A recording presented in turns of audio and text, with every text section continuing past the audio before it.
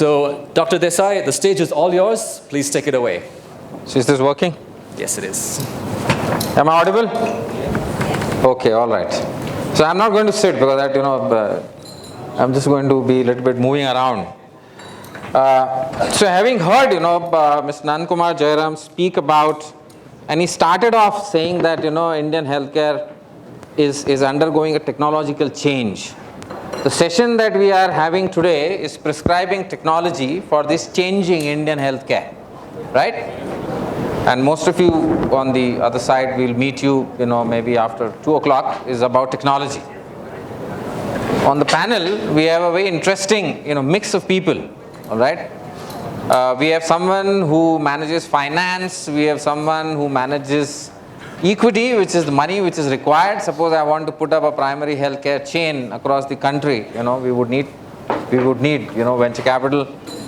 And we have someone who's coming from IT, from Manipal, is on his way, should reach here in 5 minutes. And of course, we have Dr. Sanjeev Singh, who is a doctor on the panel. Of course, Pankaj also is a doctor, is a dentist. And Sanjeev, has had a very interesting background. As a pediatrician, he chose to go from North India to South India in Cochin, and follow Mata Amritamai's orders and set up, the hospital there, is the administrator now there.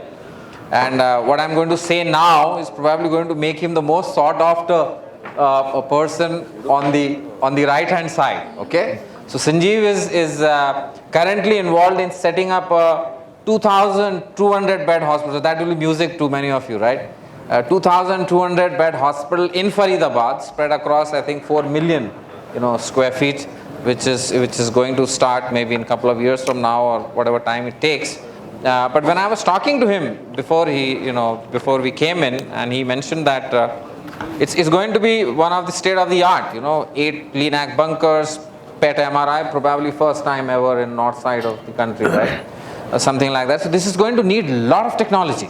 Okay, hospitals of this magnitude, 2,200 beds is almost like a CMC Vellore, and with the mission that they carry with them of low cost, high volume healthcare, is going to need a lot of technology intervention. So let me start off with him and make sure that you meet him. Today he is there the whole day. I've just checked with him. All right, so make proper use of his presence in the arena today. So Sanjeev, how do you evaluate technology? I mean, you can buy a monitor, say, as low as maybe 50,000 or something like that, and you could buy a monitor, high-end Philips or any other company, maybe 5 lakh plus. Okay, you could buy a second-hand MRI, you could buy a state-of-the-art 3 Tesla MRI. How do you go about selecting technology? Could you share with us?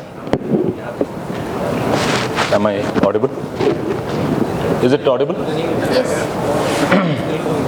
So I think it is one of those most difficult question, because there are no easy answers.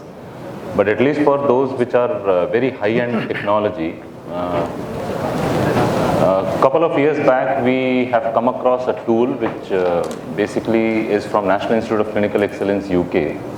They use a tool which is called as Health Technology Assessment. And we practice this tool and we individualize that tool within our institute quite a bit. Whenever I go at various forums and meetings, the questions which are generally asked between an administrator: have you bought robot? So how is your Da Vinci doing? Or how is your CyberKnife doing? So discussion is only either revenue per operating bed or what new technology now you have got.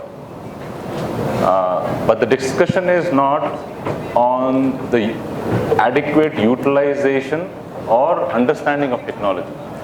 So this health technology assessment tool basically gives a phenomenal inroads for selection and whether it's going to be cost benefit or cost effective to an institution.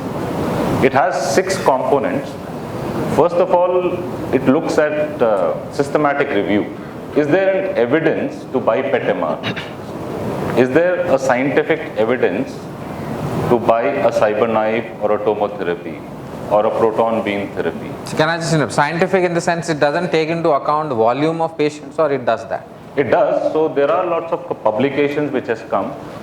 Some of it would be industry driven, but some of it would be a large series of patients who have been there.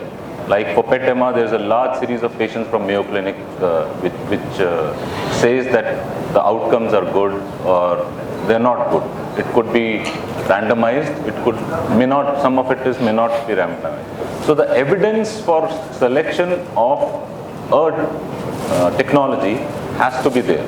Right now, at least in India, I don't want to belittle this word, but we are very good copycats.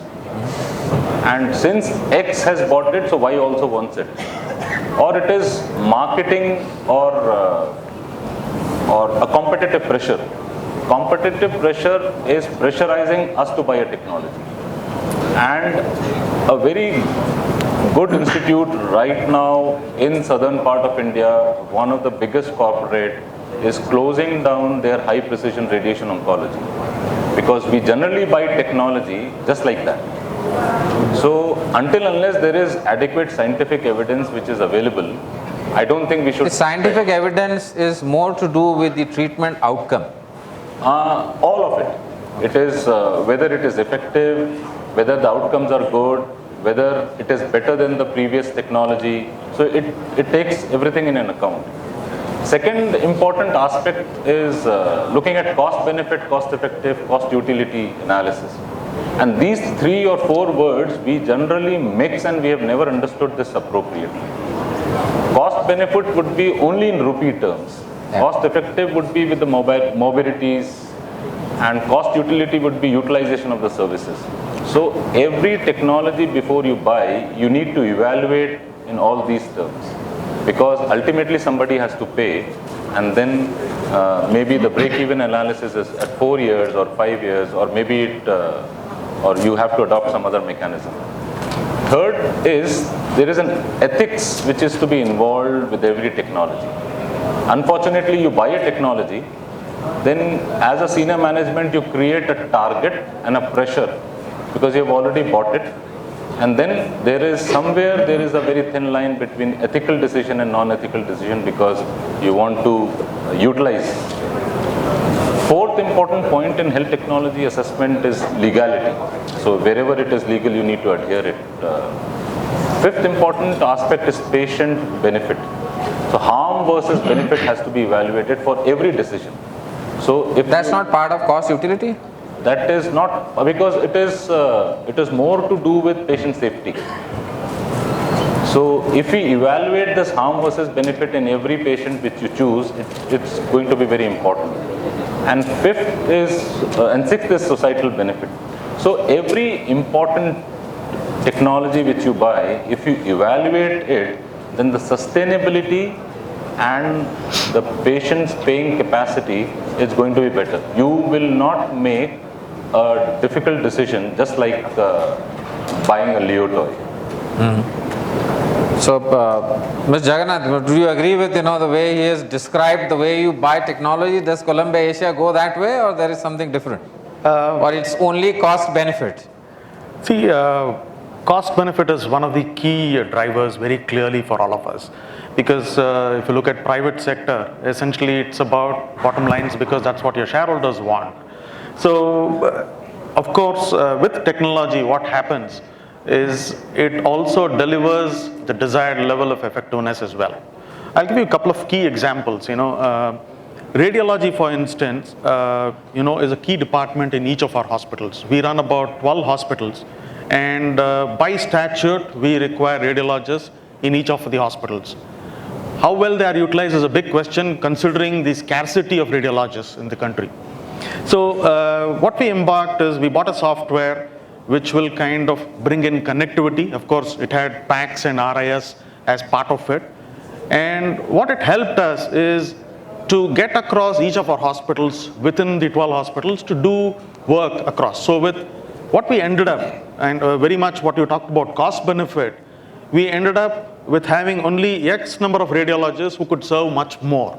We could do night shifts, we could do the 24-hour kind of cycles really, thereby saving very critically on the radiologist availability and at the same time servicing a set of patients. What also happened for us was interesting.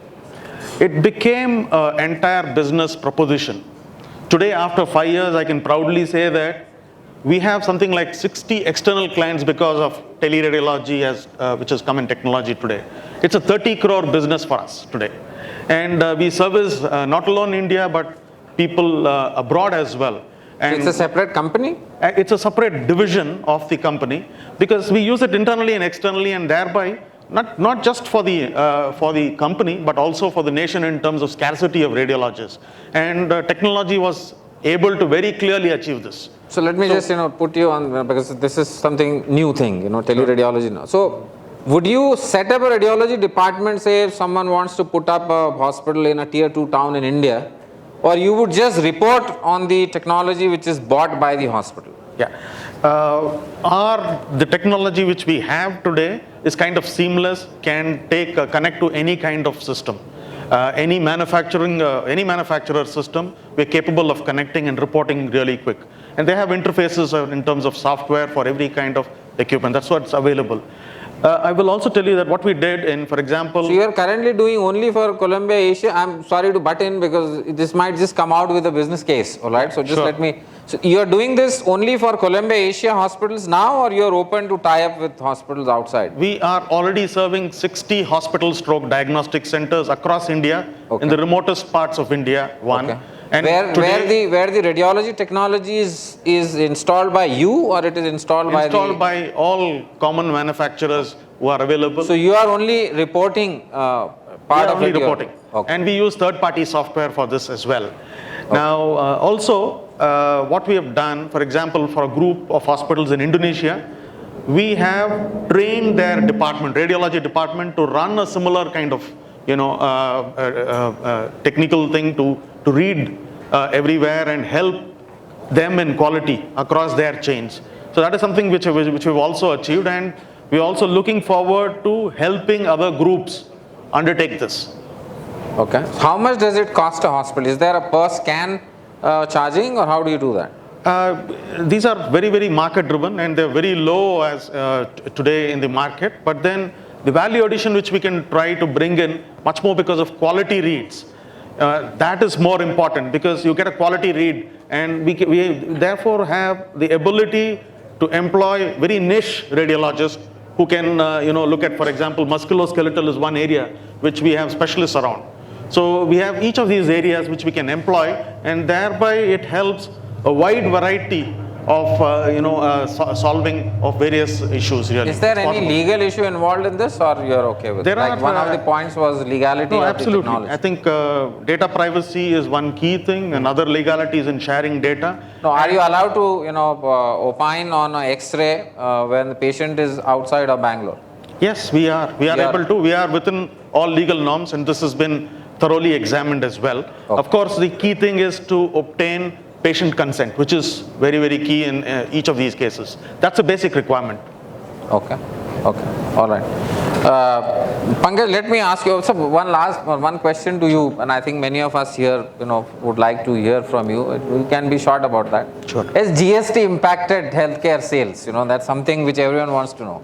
The simple answer is yes. Is that? It has impacted GST to a large extent because, as you know, healthcare sector is exempt, and therefore any input credit is not available. So therefore GST has impacted. In my mind, it's about 1 to 2% of the overall revenue which has come in as costs, really. But then there is a broader sense in terms of GST because there's so much digitization which has happened, and I think over the longer run it will happen. However, very clearly we have appealed also to the government to say that healthcare being more a priority and a requirement socially, we will need to reduce costs. So we are requesting them to say, can healthcare be, instead of exempt, be 0% instead? So that's something which that can talk to each other. We have to build applications which are standardized in nature. Today, if you were to go to any public health system or any, say tuberculosis, HIV, and maternal and child health, if all these data had to be, triangulated, it's not possible. You have to do by putting a framework in place, and that's what we did. It's called the metadata data standard. Look at it like a Lego blocks. So you can use the Lego blocks to build new applications, as well as you can use the same Lego blocks to build an interoperability framework between existing applications. So existing applications need not really be rewritten. You just have to put a connector layer using these Lego blocks, and the data will become interoperable. So health information exchange platforms can be built out of it. And that's what the government is trying. Healthcare being a state subject, now you'll start seeing the standard coming into various tenders and gently prodding the industry that come and start building applications which will be interoperable, and also build the interoperable layers that will enable applications, existing applications, to talk to each other. So that was the background for going ahead and okay. But is there any particular kind of data that the government is looking at to be part of this? Actually, it is across, because the EHR standards is more focused on the clinical. Okay. And the MDDS or the metadata standards is currently, do we have EHR, or are we looking at EMR? Very good question. Well, EHR is more longitudinal in nature, so not much has happened in that space. Is anyone doing it? No one has looked at it. Is the government going to make it mandatory as to have EHR? I don't think the government has the wherewithal to make it mandatory right now, because healthcare being a state subject. How about health insurance? Yes, that is a tool that government can use, and that's where they've started like the CGHS. So in CGHS they've said EHR is mandatory. Okay. But the Clinical Establishment Act, when it was formulated in 2010 and amended in 2012, digital records was part of it. Correct. Unfortunately, or fortunately, Indian Medical Association at various forums have fought it tooth and nail, but always electronic medical record was part of Clinical Establishment Act, and now So I am again coming back to it. Electronic medical record and electronic health record is two different things. Are we do we know the difference? Does anyone know the difference between electronic medical record and Alright, so what we are talking here is, what our friend Dr. Pankaj was saying, and what he was also mentioning is part of the Clinical Establishment Act. Electronic medical record, remains in the institution in which you take treatment. Okay, so say suppose Columbia Asia, so now tomorrow he comes and moves to a patient goes to Manipal hospital in Bangalore, okay, or he comes to Bombay for that example, alright. So that medical record actually unfortunately remained with in the system of Columbia Asia. You cannot share it. But an electronic health record, if you go through what he just mentioned, that you follow certain guidelines under which you put data, then that record will be available at any other source, which necessarily not remain within the institution. I think that's the difference between the two, am I right? Exactly. So Amrita Institute is working with Government of Maharashtra to develop an e-grid system. So they have close to 43 medical colleges, they have 33 district hospitals, and there are close to another sub-taluk hospital which is 110. And they have kept the server at JJ hospital, and 33 hospitals have already undergone training, and hardwares have already been purchased in 15 hospitals, and it will be an e-grid system where if a person travels from Nasik to Aurangabad or to Bombay, his records would be available. There are a lot of challenges in it because all hospitals, maybe a department of dermatology deals with 250 patients in a day. So there are challenges in entry, but they have traveled that path, and 33 hospitals have already undergone training and 15 hospitals have already purchased hardware. So there is a movement towards EHR, at least in government of Maharashtra. And now government of Himachal is also looking at developing an e-grid system. Okay. Is Mr. Dhomne, is he come in? If he's in, then he should probably join us on the stage. Is he there? Sunny, any idea? Nandkishor, is he? Okay, all right. Okay, yeah. Someone was saying Sir, something. Yeah. Just to add on to what Dr. Sanjeev was saying, that the Clinical Establishment Act. So from an interoperability perspective, what was required was 3 or 4 things. One is a unique identifier for the patient, which more or less we have Aadhaar, but in addition to that we also have local identifiers, and it can be connected to Aadhaar, which the government is doing extensive work on it. The second one is a provider identifier, which is the doctor's identifier, which we have unique numbers, and the digitization of the state level is being done right now. The biggest challenge has been the national identification number for healthcare facilities. Now that was not existing, and even now to a large extent, you went where is even a PHC located, or where a doctor's clinic is located, there is no record which can identify that uniquely. So what we did was we worked with the government to create a unique number called the NIN-HFI, and 2 lakh facilities, which are the government facilities, have already been given this NIN number. What does NIN stand for? NIN stands for National Identification Number. HFI stands for Healthcare Facilities of India. So NIN-HFI. Okay. So how many of you knew that? So we've already done that. That work is completed. Now it will start for the private sector. IRDA is already on board. So all the data from IRDA will also be sent there, and all the hospitals that are registered with IRDA will get the unique number. So that's being rolled out. If interoperability has to be done, if digital applications have to be rolled out, you need these registries, and this registry is being created. So I just wanted to add to what Dr. Sanjeev was saying. So sometimes you feel that government is doing nothing, but government seems to be doing fair amount of work, and I think sooner or later this is going to be rolled out. So also there is a lot of talk about universal health coverage. Have you heard about that? Universal health coverage, where everyone would get covered by some form of so we have Mr. Dhomne who's walked in. Yeah, all right. So is this because of the dreaded traffic of Bangalore, Nandkishor, or? My apologies for everyone. Sorry for coming in. So I generally keep about half an hour more whenever I travel to Bangalore. All right, and now I've started to do that in Bombay also because of the metro work, which is going on. You are not used to probably a little. All right. Sorry once again. Not at all. So can we get him a mic, please? Yeah. So let me just come back to the to the panel. Sanjeev, you have administered almost 1,500 bed hospital in Kochi, and now going to 2,200, and hope so it will increase, with also has a medical college. Is there any innovation that you have tried in terms of any kind of technology? I am not limiting this to only medical technology. It could be IT, it could be building engineering. My friend from FIGA had invited me once to visit Germany, and a hospital in Dusseldorf. I was trying to tell you that.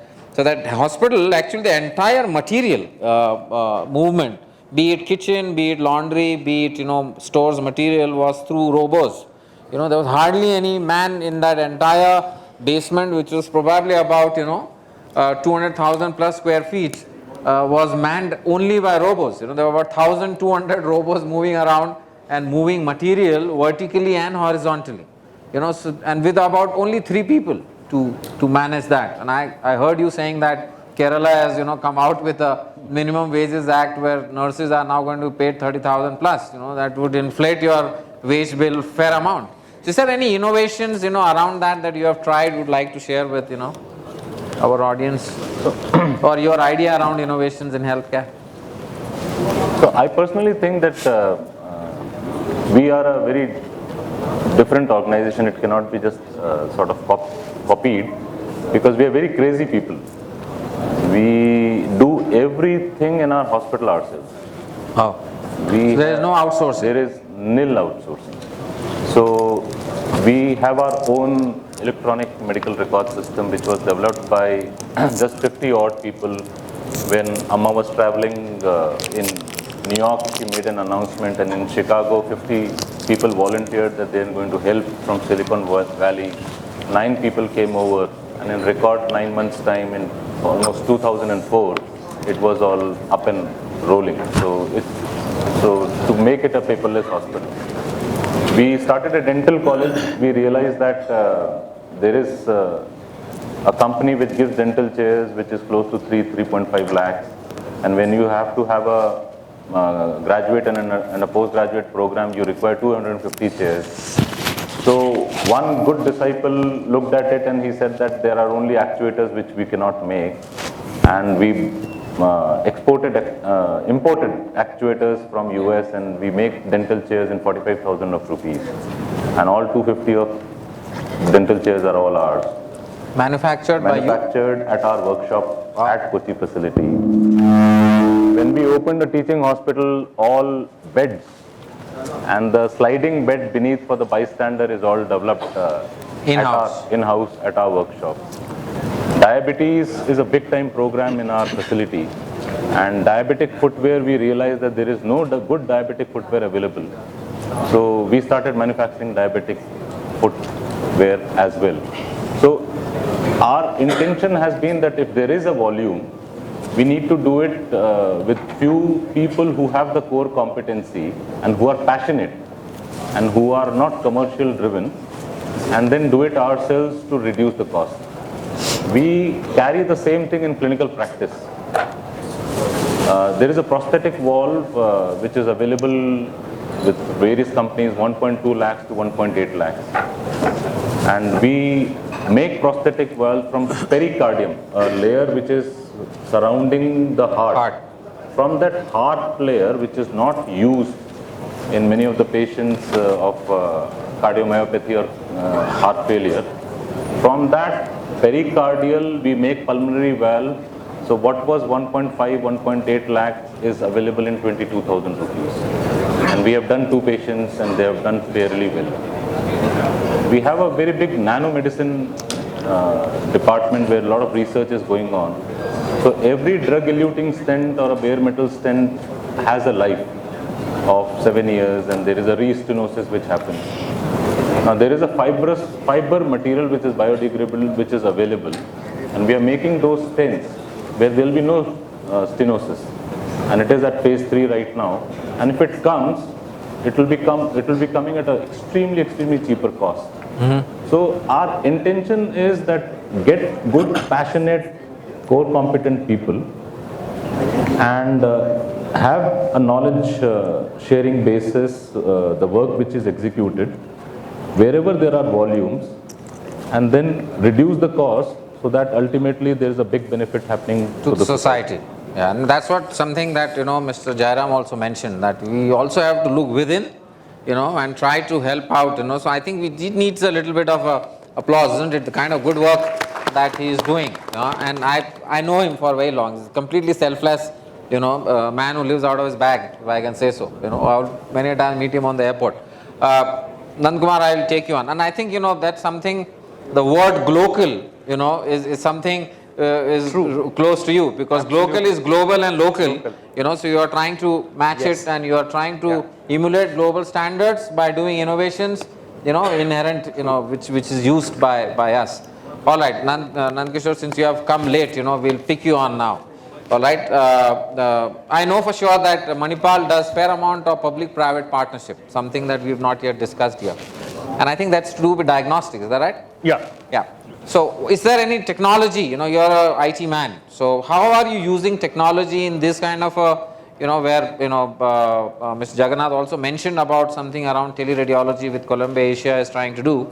How do you manage, and how are you using IT, to optimize efficiency in your hospitals? Anything different? Yeah. So I'll share maybe the real example which we did in Rajasthan. This was precisely the diagnostics, initiative. The IT is the backbone actually. Having said that, what I mean is that all the systems which are being used at the back end and the requirement at the front end, where they have to access all those reports, images, and do the online reporting. So the entire backbone is based out of Bangalore data center, which is on the Amazon cloud, and then a couple of other solutions. And there is an OEM who provides the PACS, RIS, remote reporting, remote access kind of solution. The challenge here is whenever we sign this kind of contract with the governments, the rollout time has to be very, very fast. right? So we don't get enough time to sort of put things in place. So therefore, this particular thing what we have done is, it's an enterprise single instance solution, where for me it takes not more than 2 to 3 or 5 days to roll out any such solution. So IT is at the back end of this whole thing. Without IT, we cannot really manage that kind of engagement, because for each of those centers, we cannot have an independent IT solution. There, the revenue is not that strong, but cumulative revenue is sizable. The smaller units cannot afford a complete independent IT for them. So therefore, at the back end, we have to have an enterprise single instance kind of solution, which is very fast, replicable kind of solution. Anything else you are doing differently? Does Manipal use social media, kind of applications for hospital, in any way? Yeah, we do plenty of. In fact, lot of this feedback system, what customers say about Manipal. So we have something called as social media analytics. So there's one vendor with whom we are aligned.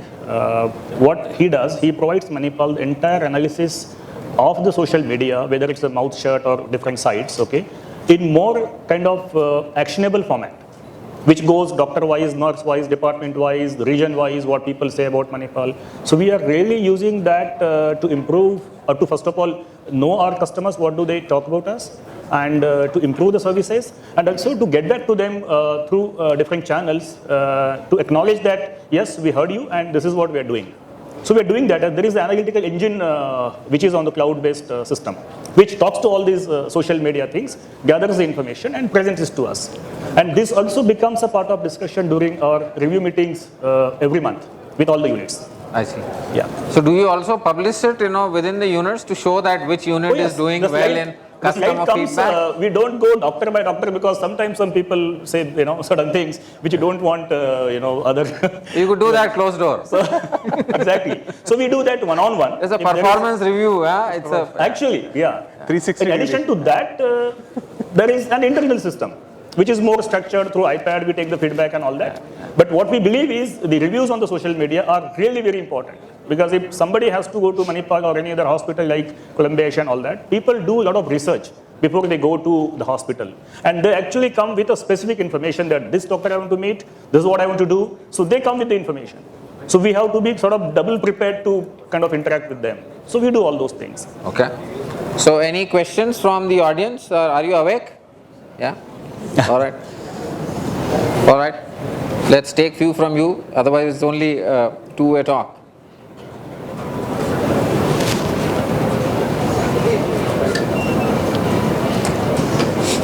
So whosoever asks the question, please identify yourself. From which organization and name. Yeah, hi. This is Mohit. I'm from Hosmac, India. Good afternoon, all. First, actually, my only question is to all the people on the stage. We are in the Bangalore. It's the IT hub of India. So, what do you think? What is the importance of ICT in healthcare industry? We are talking about ICT in infrastructure. Can you hold it a little higher? Yeah, even government is supporting ICT in infra projects. But how do you think it is important for healthcare projects? And also, if yes, do you think that government should give some privilege to the one who is using ICT? Like sir mentioned that there are some robots for the hospital, social media they are using for their reviews and all. Do you think it is important, and what is the role of government to increase the uses of ICT in the industry? Any response to that? Nothing very specific per se from a government perspective, but two things that I can see. One is on the fintech, if you do digital transactions, so there are incentives that are being given by the government in any case. And healthcare anyway is exempt from taxes. So government has a little role to play in that space, other than enabling the digital framework of health, which they're already doing. What needs to happen is in healthcare, the interoperability needs to happen between, so vertically as well as horizontally. So vertically is from the primary healthcare, secondary to tertiary, and horizontally between different healthcare organizations. As Dr. Vivek mentioned that the patient travels, so the EHR needs to travel with the patient. So that needs to happen. For that, I think it's the industry, not really the government, who has to come forward and become open to sharing the data, being, able to adopt these. So another thing which I want to mention to that one is that there's a technology shift which is happening. So earlier it was all client server, HIS, robust enterprise solutions, data being locked within the enterprise. That's going away.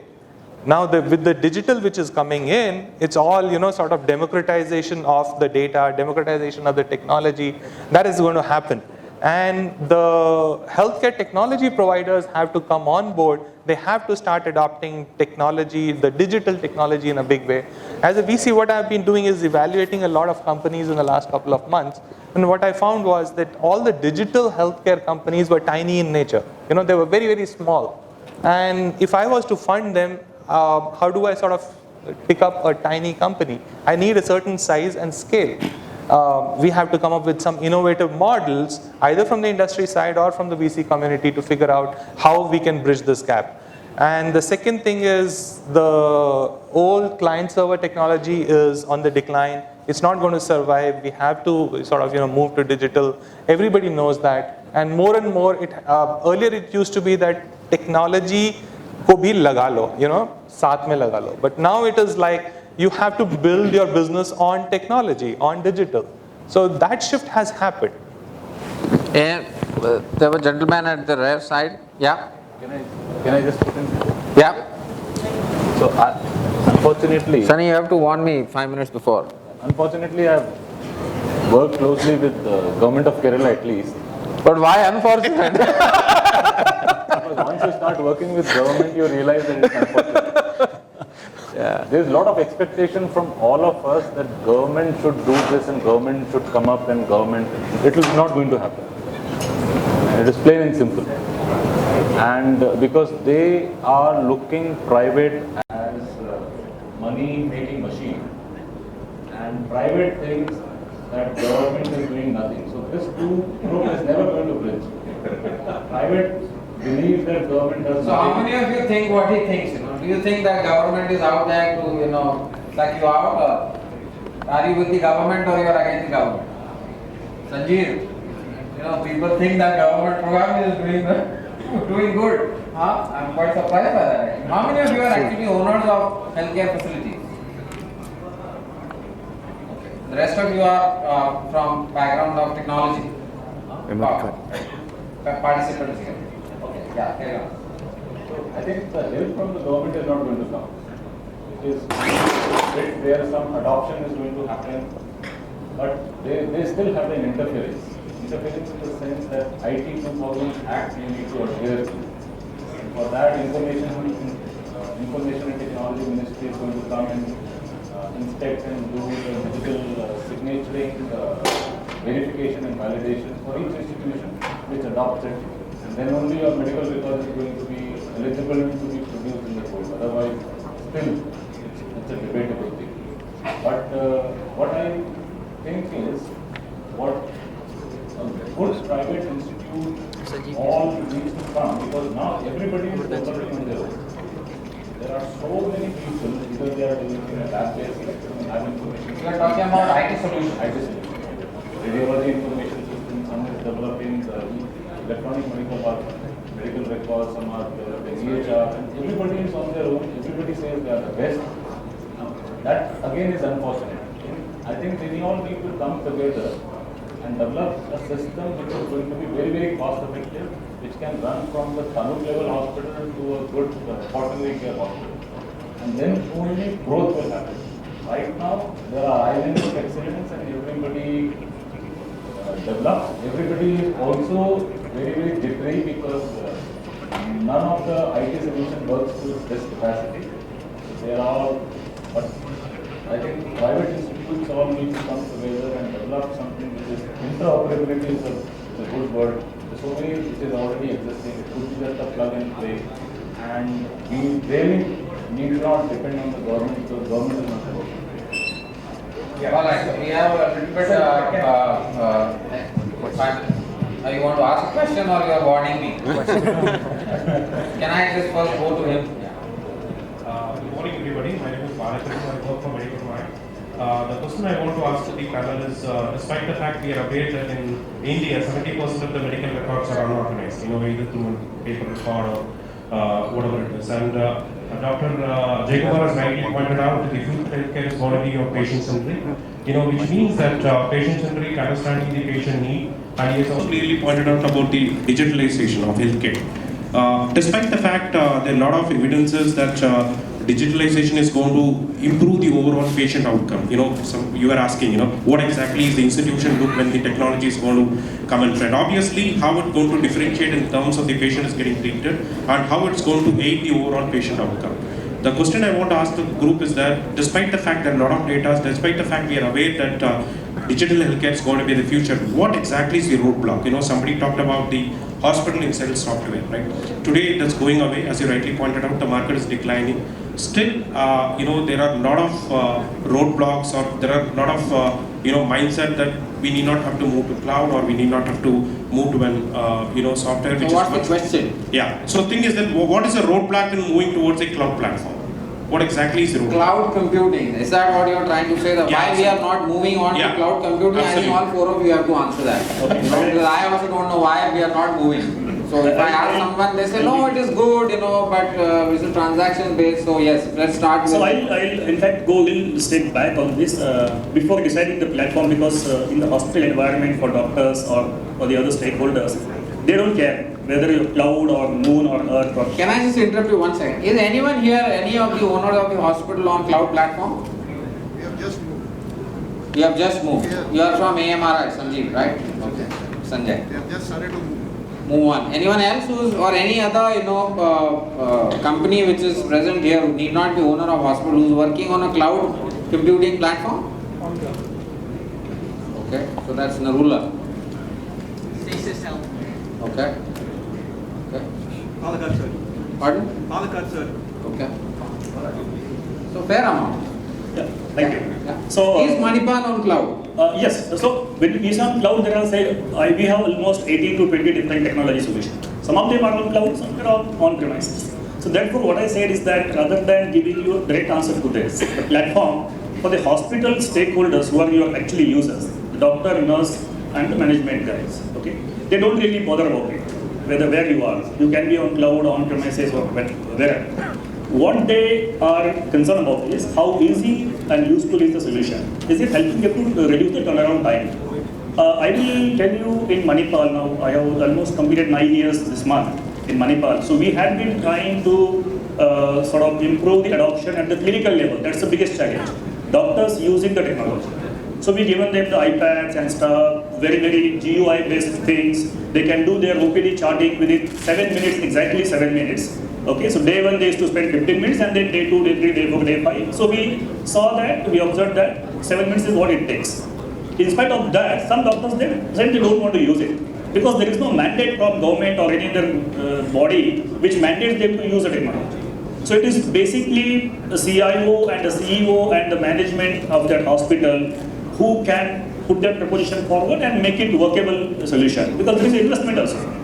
So cloud or no cloud, it depends on what solution. Is it a very core solution like core banking? You want to host on the cloud and lock in with the vendor for 5, 6, 7 years. The vendor may, sometimes exploit you, or put that core solution in premises, but go for mobility portals to the cloud, which are more easier and you need more uptime and access from outside the premises. So most of the solutions which need access within the premises, as far as Manipal is concerned, we have hosted it within the data center. But mobility, definitely. Is it expensive to host on cloud? I will not say expensive. When you take the turnaround for TCO, total cost of ownership of any solution, that is how we do the ROI. And the management challenges and all that thing, your data backup and stuff, and the uptime and availability required of that solution, and who are the users of the solution. If most of the users are from outside, not from the premises like nurses and all that, many times it makes sense to go to the cloud. Like we had Ariba on cloud, we have entire portal on cloud. Nandkishor, I will not leave you with that, okay? Because India, kitna deti hai, is the most important question, Absolutely. that everyone wants. You spend the money, kitna milta hai? You remember that ad, no? At the end of it, you will ask, kitna deti? Is it expensive or is it okay, to go for cloud? On a long-term basis, yes, it's expensive. But if you're running just one single hospital, it makes sense to go to cloud. Then you can't create your data center and all that. So see the overall picture. right? So I think, you probably will be able to answer it better. From a CFO perspective, two main things when you choose whether cloud in-house or public or private cloud, or what he talked about. It's about purpose first. So do you require cloud? For example, we run 12 hospitals in various locations. Now, if you look at the data requirement of each hospital, the data is generated and required in the local hospital very clearly. 70% or 80% of the data has to reside locally in the local servers. Otherwise, it is inefficient to have something on the cloud retrieve the entire document or transaction every time. So it becomes inefficient that way. So therefore, in our experience, it's been that the purpose is not served if you have something on cloud, because it's going to be more expensive retrieving data, which is going to be one cost, and second in terms of time. So you require an instant response when you click your computer to say, where is this record, or what should I update, and so on. So when we have it resided in the local servers, then it's much more efficient, at least 70% of the times. So what do we do? Where do we use cloud? We use cloud much more as a backup. So typically when something fails, then that is something we go to the cloud, because that is when you need some space where you can retrieve things quickly and replace wherever there has been an issue. So it's a kind of partly, if you have to manage it really well on cost and efficiencies, I think the answer is both. For certain applications you require the cloud, certain it is in-house, which makes it more efficient. You can do a mixed match of the model. It is a mixed match. You also do similar. I'll just add one more point to this. When you say cloud, you have to also consider the cost of the network, the bandwidth, back-to-back links, and the enhanced security. So because compared to the closed network within the organization, where you don't need much of the security because it is within the system. When you go outside, exposed to the outside world, then there is a lot of security things which you have to consider on the network. So that cost you have to add. So, Sanjeev, any comment on that? Are you on cloud or you are on client server, or any idea? My interaction with IT people have been that I consider them a complete paranoid schizophrenic. Sir, आप बैठ जाइए. They are so paranoid about data, privacy, confidentiality. Nothing is happening, but it makes them split personality. And they are so possessive about this cloud and server that it is pathetic, and it is pathological in their behavior. We are on a server system. Only few things in the university is on a cloud base, but we are completely on server. To answer his question, what are the roadblocks? I think the healthcare provider is a roadblock. In 2004, when we wanted to be completely digital, most of the professors who come from medical college, since we are a medical college, were ready with a resignation letter. They will not enter, and they are ready to resign. And that prevailed till 2005. Huge meetings, nothing changed.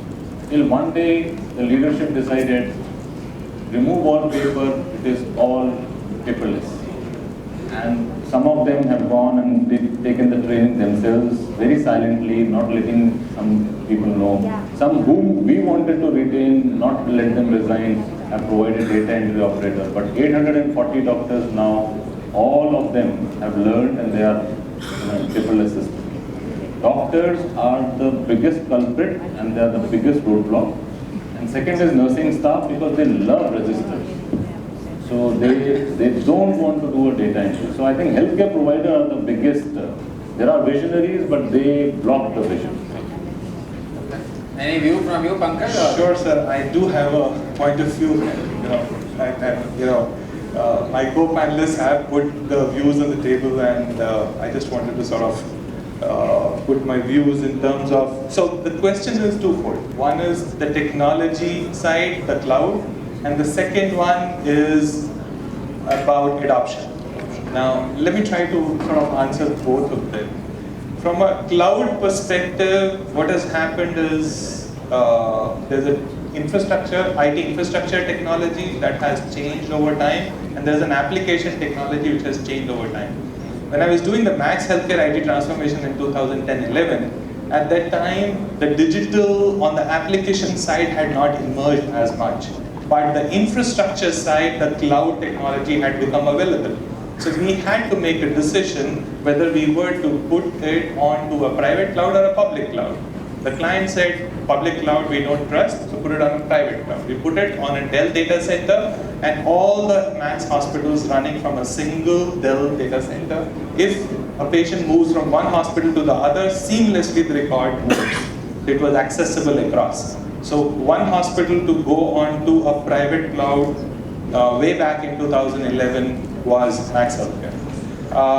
But then what happened is a technology shift happened in the application side, and the digital emerged. Now, digital is all about social media, analytics, cloud, mobility, IoT, artificial intelligence, VR. Now today these are all technologies which are available. Now there are people who come and tell me, what you did for Max, can you sort of replicate in other hospitals?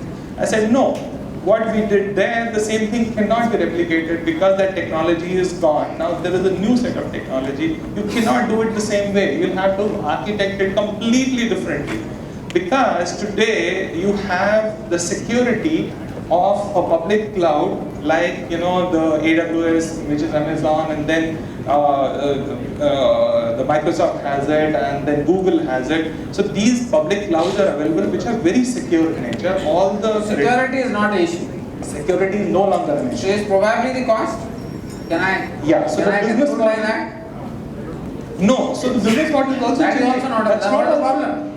Yeah. So that's the adoption side, sir. So that's what I was coming to. So the cost is not an issue because the business model is also changing. Earlier, it was a capex model. Now we are shifting to an opex model. Because earlier, you would have to think about so much amount of budget I have to allocate to put an IT system. Now it is becoming a utility. You pay electricity bill to your application service provider as well as to your IT infrastructure service provider. So it becomes a cost, per month cost or per usage cost, depending on how you negotiate with them. So the business model is changing. It's no longer expensive. So let me ask, again the owners, how many of you would shift from capex to opex model? We are already, I think our IT has No, just raise your hand. IT has already worked on the same principle. So only 2 people? There were, I think, 6-7 hands of, hospital owners. So either we not be able to educate them or, so I think, you probably should try and do that. Yeah, so from an adoption perspective, sir, one thing which I want to add, and I completely agree with Dr. Sanjeev, that the doctors and the nurses are the biggest roadblock in adoption. And the reason being, something to blame the technology companies also. Because the doctors who are not using the EHR are the ones who are using Facebook. Yeah. Right? Yeah. So yeah, the technology companies need to learn from that. Yeah. Now, there is a usability angle. You need to have user engineering put into that. So, so you need to have UX built into your product so that it becomes attractive to use. And it should also have the mobility angle. They should be able to do it, the work, anytime, anywhere. And also bring in the BYOD, which is bring your own device, get it connected to the enterprise, do it anywhere. You need to enable the doctors and the nurses to be able to use it. You can't expect them to change their model and do it. So I learned something new, BYOD. Yeah, bring your own device, get connected. I like that. Absolutely. Yeah, I'm going to say that many places. Trust me for that. All right. My last yeah. question is, Yeah. if you don't mind, I have one more question. How do you see patient health portal down the line in 5 years or 10 years? Patient? Health portal.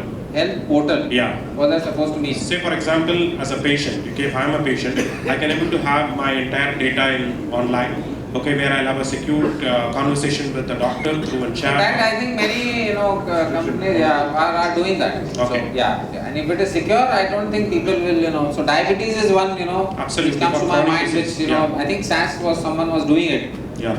So that I think exists. Yeah. There should not be. You may not have the IPD related clinical information, but for the OPD, the prescriptions at all. In case of Manipal, you can see your OPD prescription. So personal health portal you can have for patients. That should not be a problem. Yes, Sunny. Thank you. We're a little short of time, but there's one burning elephant in the room question that I would like to ask Dr. Pankaj Gupta.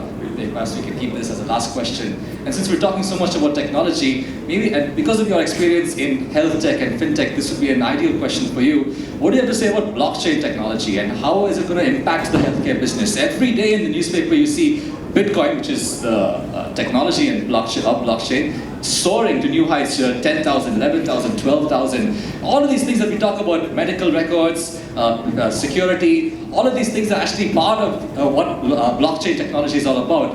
And there are some experts who tell you that, yes, this is the next big thing. Other experts will tell you to avoid this like the plague. So what is your personal take on blockchain technology and how much is it going to impact the healthcare business overall? Okay. I think Mr. Jagannath, you also respond to that. So you put me on the spot as far as technology is concerned, but yes, I'm a big supporter of blockchain. The reason being exactly what you mentioned, that blockchain as a technology is definitely going to solve the solution or the issues that healthcare faces, like security being one, the second thing being scalability, and then the third one being interoperability. So you sort of solve all these three things using blockchain technology, and it sort of hits the bullseye, so to say. And so your blockchain, although the solutions are yet to emerge, the solutions are not there yet. The industry, in terms of the health tech service providers and health tech application providers, they have to adopt the blockchain technology. The registries that I was talking about, that's a perfect application for blockchain. So you build a registry using blockchain technology, it becomes completely secure, completely unique. So what's exactly blockchain technology? Let me ask you. Blockchain is a new technology, just like digital emerged after client server. So blockchain is a completely new technology which is emerging, a new way of transacting. So for example, yesterday you would have to send money from India to the US, you would have to go through a trusted middle partner. So that middle partner will be either a bank or a financial institution. But if you were to use a blockchain technology, you can do peer-to-peer without this middleware. And it will be completely secure. Any views on this, Mr. Jagannath? Add to what Dr. Pankaj just mentioned. Of course, blockchain and emerging technology is still not prevalent in terms of usage. Much more applications need to be built on that. But I'm telling you what I'm positive about this whole thing. There's two things in India. One is about everything to do with smartphones. Everything will have to come to smartphones today because they're the largest single user database is smartphones, which can reach the patient very clearly. It's running more than 500 million people using smartphones today. The second thing is about our technology in terms of what we have already in terms of 4G. Now, we will be one of the first set of countries to use 5G as it emerges. Now, these are two tremendous potentials for us to bring either blockchain or the entire healthcare systems into these two things. And therefore, I sound very, very positive because everything is personal when you look at your cell phone. It's your identity today. The other part, we talked about a little bit about identification itself of people really. Aadhaar is a revolutionary thing which has happened to India today, and that has to be the basis for any kind of identity today. Of course, it's a little controversial at this moment, but then it is the single biggest database in terms of identity of a person, which is key to any health record. Yeah, so, why did you not use Aadhaar as why did you have to make a name farm, whatever, etc.? Okay, so let me try to clarify that. So Aadhaar is definitely used for the patient identifier. NIN is for facility identifier. So can it not piggyback on Aadhaar, because that's something which you have already rolled out? It's not. So a healthcare facility, which is a multi-people healthcare facility, a single doctor, yes, possible.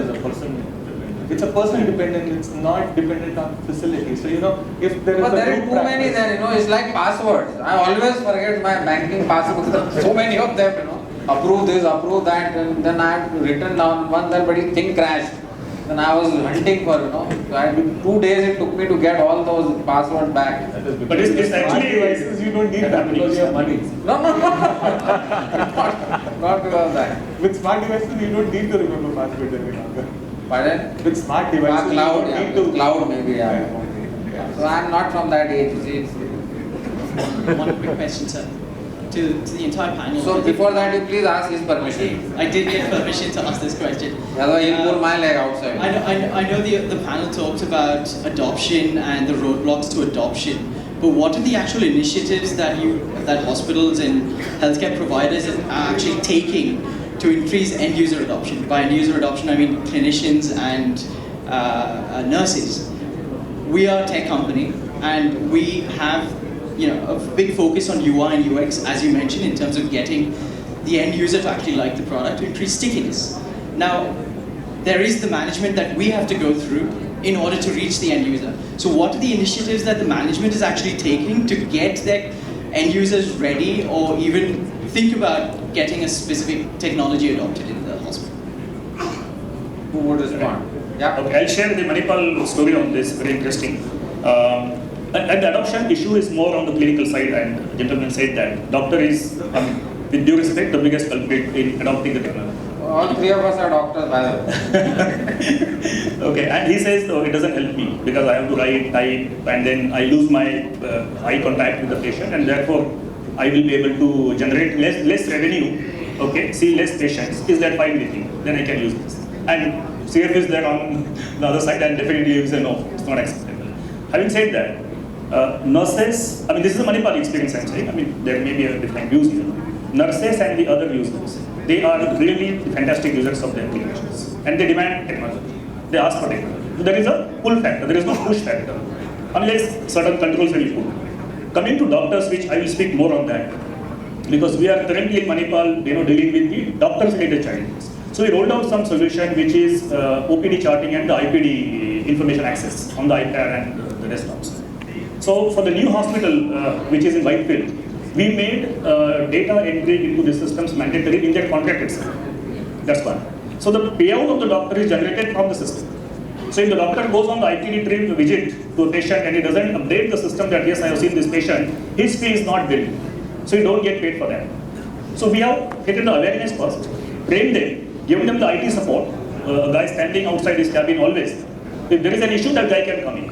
So doctor cannot say that, I don't know how to do it or there was no help available. So initial 3 months we had challenges. But since it was part of their contract, that the payout will be system based, not the Excel based. So they have adopted that almost 100%. Barring somebody who's joining new and he doesn't know how to sort of maneuver in the system.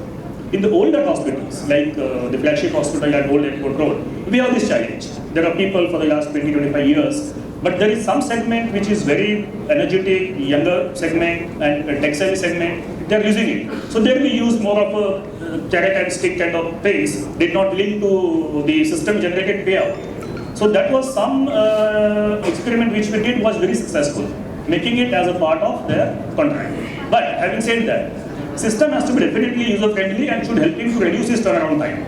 It should not create the complex, you click 20 places to access different information. Can it be a single view information with very less clicks? Can he put his favorites there? He can repeat the lab test, he can repeat the drugs, things and all that. So we created all those things, which is helping a lot. Basically, you can't. Yes, I would like to answer. Well, it's not that, we said that giving a Excel-based payout, and CFO will agree to me, is prone to a lot of errors.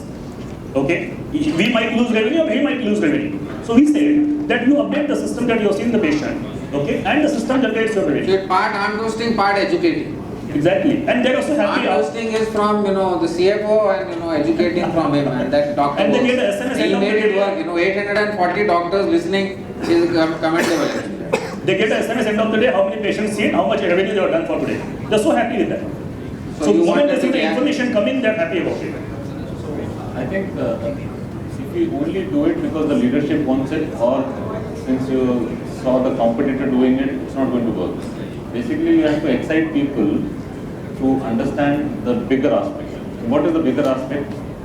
Once the patient comes, he waits, it's a revisit, he waits and till the medical record comes in. In EHR, every record is available. Now, if you have to tell patient that your diabetes is not under control, it is very difficult to just keep telling. On an LIS, you show him a graph of his glycosylated hemoglobin, he understands. When you are entering a drug, and there is a drug-drug interaction, it gives you a pop-up. There is a patient safety angle. Because the doctor understands very well. So you cannot just say that you need to do this. You have to since the data is so powerful, we now are doing 343 collaborations and various clinical trials just because the data is available. Everybody wants to come to us because the data is available. It's electronic for last 13 years. So research is a big thing. For last decade, we have published almost 1,500 publications, all on high impact factors. How? Because the data was available. You can easily pull it out and then you can start writing. So you cannot just say to a clinician that you need to do it. You have to excite them because the whole gamut is huge. It helps him, it helps the patient, it helps the patient to understand his disease pattern. The medication errors are reduced. The surveillance of infections are easily caught up because it's all electronic. You don't have to do cumbersome patient days calculation. You can do research, you can do publications. So it is, and once a clinician or a nurse understands this, the participation increases. The message is get them excited.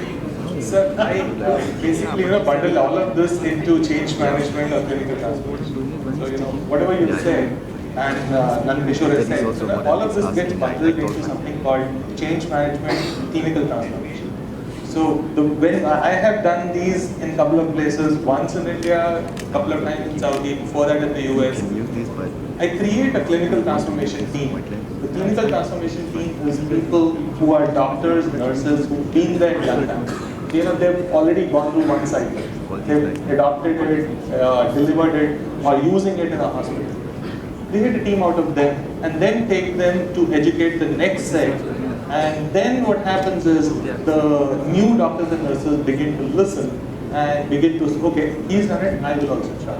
So that's, it's a gentle nudging and a little bit of, so it's a carrot and stick approach. No, I would still go, though, we thought that group, if you excite them, they will probably end up doing it. Correct. That is important. So if you go to institutions like say CMC Vellore, for example, or his institution, for example, these are people who do it because they like to do that. It's not like pushing it down their throat. Corporate hospital may want to do that because doctors are probably more pampered, in corporate sector than mission-owned hospitals. All right. So I think on that note, he's already giving me very angry looks. I hope you give me the lunch. All right. Thank you so much for being a very patient audience, and a big round of applause for our panelists. As a token of our appreciation, can I request Ganesh to please come on the stage and hand over a memento? And we've got these very interesting mementos. So during this panel discussion, we took pictures of each one of you gentlemen, and we put that into a frame. The frame is the memento. And once we... If you don't like the picture. You will like the picture. You don't get excited by the picture. Thank you so much, Ganesh. Dr. Desai, would you care to show that to the audience? So that picture that you see on the memento was taken a short while back of Dr. Desai moderating this panel discussion. And like that, we have one memento for Dr. Sanjeev Singh.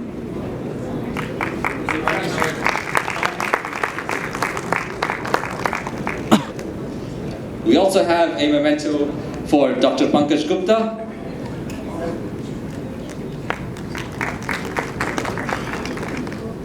Mr. Jagannath.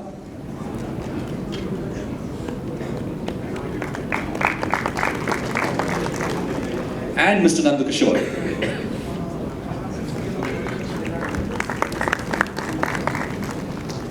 Okay, thank you very much, gentlemen. Thank you once again. We really appreciate it. Can we have a group photo?